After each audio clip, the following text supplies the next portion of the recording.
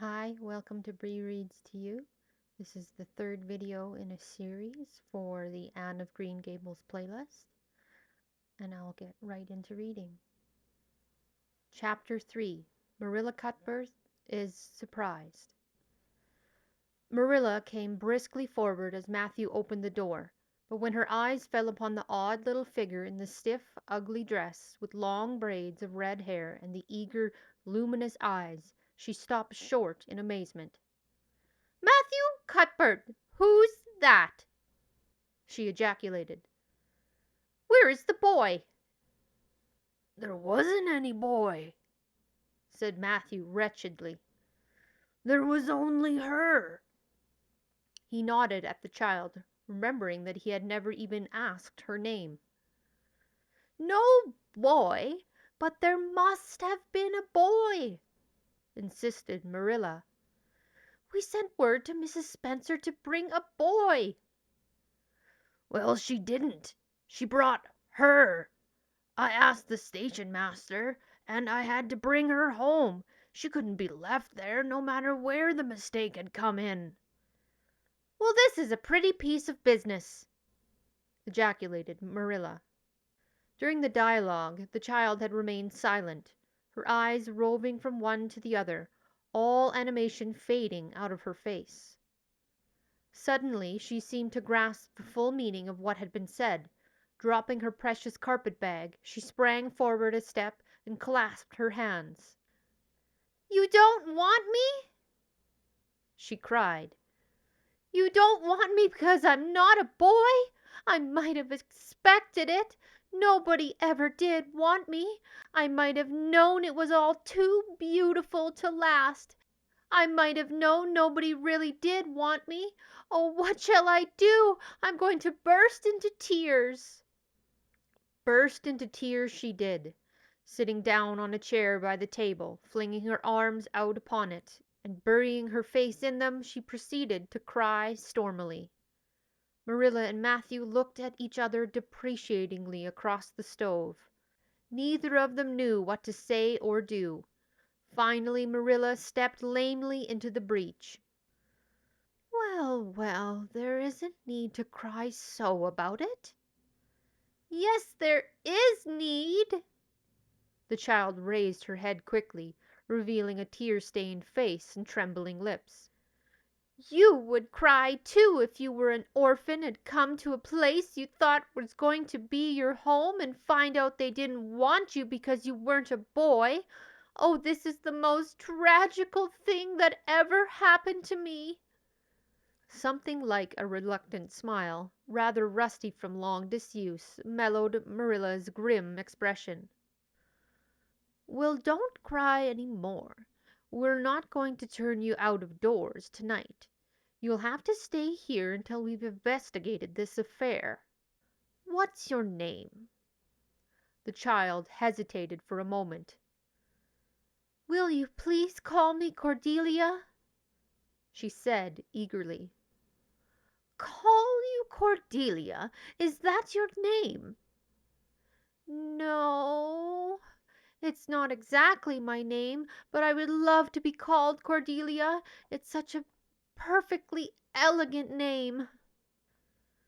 "I don't know what on earth you mean. If Cordelia isn't your name, what is?" "Anne Shirley," reluctantly faltered forth the owner of that name. "But oh, please do call me Cordelia.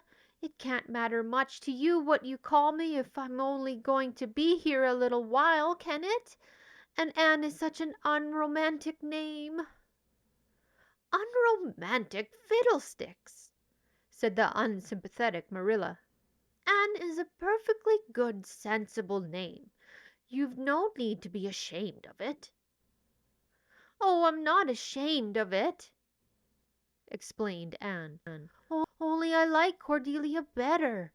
I've always imagined my name was Cordelia.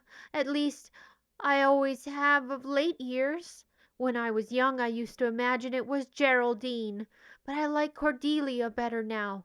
But if you call me Anne, please call me Anne, spelled with an E." "What difference does it make how it's spelled?" asked Marilla with another rusty smile as she picked up the teapot. "Oh, it makes such a difference. It looks so much nicer. When you hear a name pronounced, can't you always see it in your mind, just as if it was printed out? I can, and ANN looks dreadful, but ANNE looks so much more distinguished. If you'll only call me Anne spelled with an E, I shall try to reconcile myself to not being called Cordelia." "Very well, then, Anne spelled with an E. Can you tell us how this mistake came to be made? We sent word to Mrs. Spencer to bring us a boy. Were there no boys at the asylum?" "Oh, yes, there was an abundance of them, but Mrs. Spencer said distinctly that you wanted a girl about 11 years old, and the matron said she thought I would do. You don't know how delighted I was. I couldn't sleep all last night for joy. Oh," she added reproachfully, turning to Matthew, "why didn't you tell me at the station that you didn't want me and leave me there? If I hadn't seen the white way of delight and the lake of shining waters, it wouldn't be so hard." "What on earth does she mean?" demanded Marilla, staring at Matthew. She's just referring to some conversation we had on the road," said Matthew hastily. "I'm gonna put the mare in, Marilla. Have tea ready when I come back." "Did Mrs. Spencer bring anybody over besides you?" continued Marilla when Matthew had gone out. "She brought Lily Jones for herself. Lily is only 5 years old, and she is very beautiful and has nut brown hair. If I was very beautiful and had nut brown hair, would you keep me?" "No, we want a boy to help Matthew on the farm. A girl would be of no use to us. Take off your hat. I'll lay it on your bag on the hall table."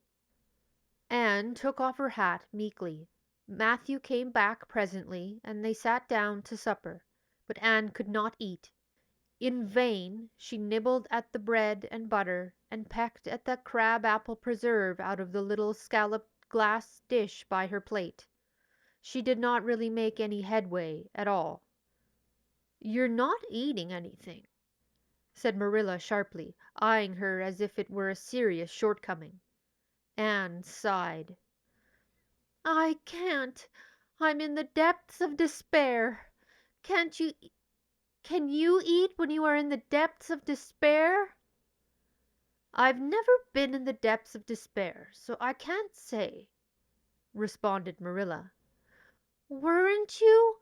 Well, did you ever imagine you were in the depths of despair?"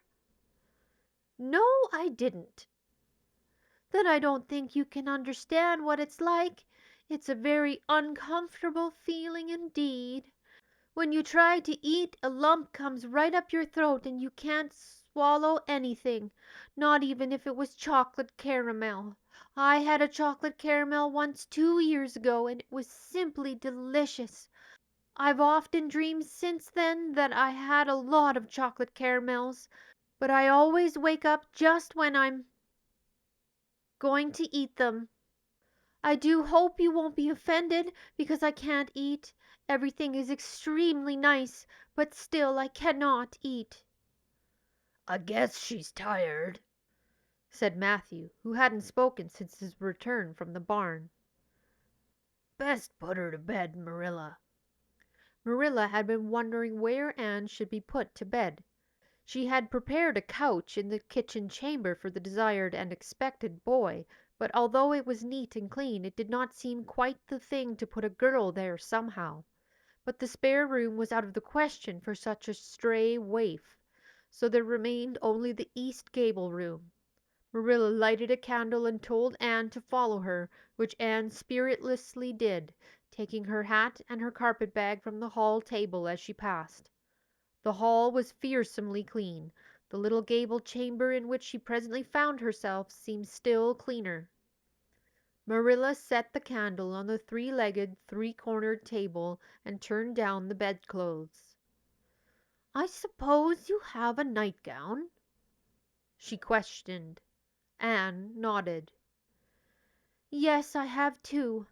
The matron of the asylum made them for me. They're fearfully skimpy.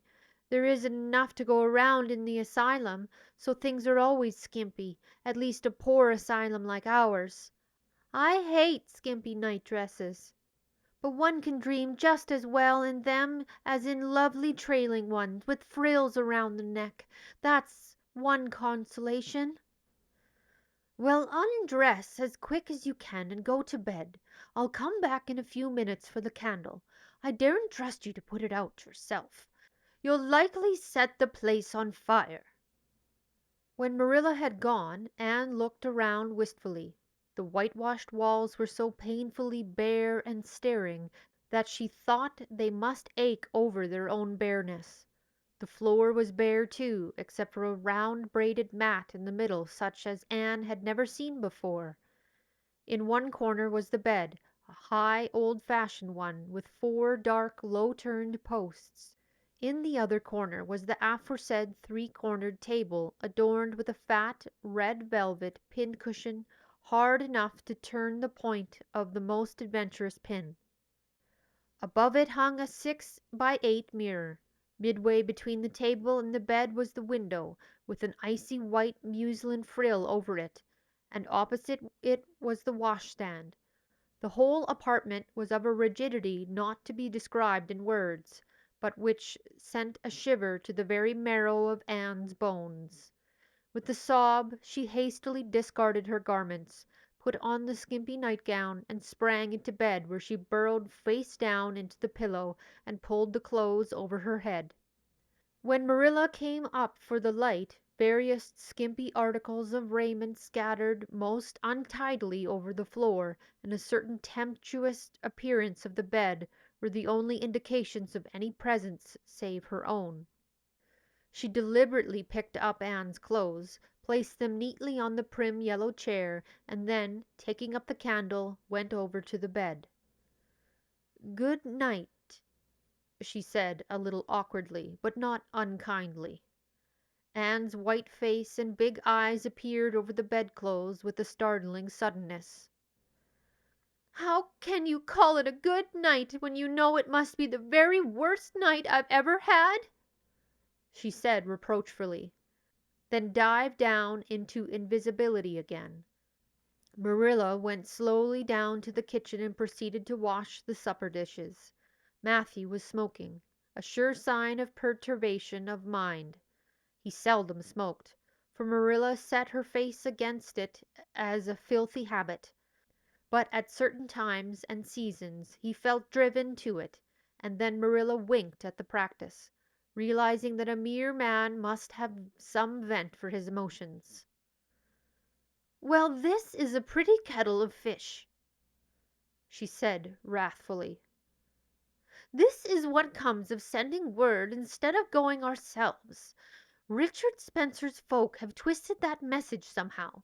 One of us will have to drive over and see Mrs. Spencer tomorrow, that's certain. This girl will have to be sent back to the asylum." "Yes, I suppose so," said Matthew reluctantly. "You suppose so? Don't you know it?" "Well, now, she's a real nice thing, Marilla. It's kind of a pity to send her back when she's so set on staying here." "Matthew Cuthbert, you don't mean to say you think we ought to keep her?" Marilla's astonishment could not have been greater if Matthew had expressed a predilection for standing on his head. "Well, now, no, I suppose not. Not exactly," stammered Matthew, uncomfortably driven into a corner for his precise meaning. "I suppose we could hardly be expected to keep her." "I should say not. What good would she be to us?" "We might be some good to her," said Matthew suddenly and unexpectedly. "Matthew Cuthbert, I believe that child has bewitched you. I can see as plain that you want to keep her." "Well, now, she's a real interesting little thing." persisted Matthew. You should have heard her talk coming from the station. Oh, she can talk fast enough. I saw that at once. It's nothing to her favor, either. I don't like children who have so much to say. I don't want an orphan girl, and if I did, she isn't the style I'd pick out. There's something I don't understand about her. No, she's got to be dispatched straight away back to where she came from. I could hire a French boy to help me, said Matthew. And she'd be company for you.